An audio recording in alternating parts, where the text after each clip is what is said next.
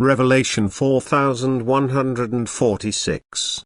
From the 17th of October 1947. Destiny. School. More stringent means. The one who gave you life also determines your destiny, and both your earthly and your spiritual life are subject to his will. The latter is indeed dependent on your will insofar as that you create the degree of your perfection yourselves, yet furthering your spiritual maturing through everlasting spiritual impressions which, to a certain extent, are caused by earthly impressions, which is why every person's destiny is predetermined according to the human being's will for perfection.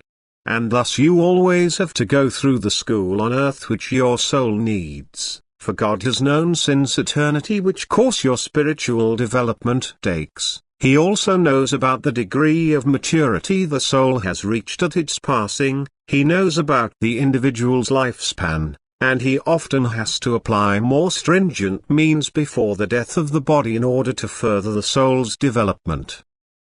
Then life approaches the human being with complete harshness and thereby forces him to free himself from every earthly desire, so that the soul will only long for God and thus discard its last earthly fetter in order to enter the spiritual kingdom completely free and purified.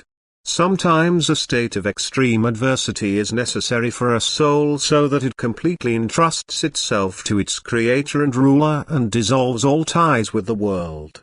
But then it reaches a high degree of maturity which brings it complete happiness and thus full compensation in the spiritual kingdom.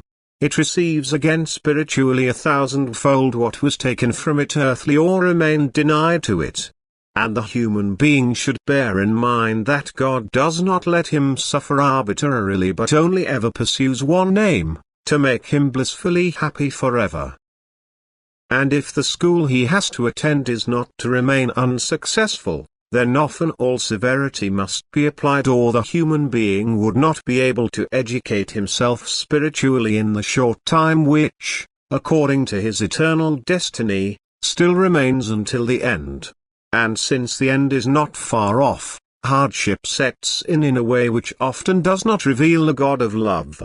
And yet, God's infinite love itself determines the educational path the soul has to take, and therefore the human being should always commend himself to God's love, then his soul will derive its benefit from every experience, it will mature in a short time and enter the spiritual kingdom with a high degree of development as soon as it leaves its body, its last shell, and after an infinitely long time of being bound it can enjoy eternal freedom.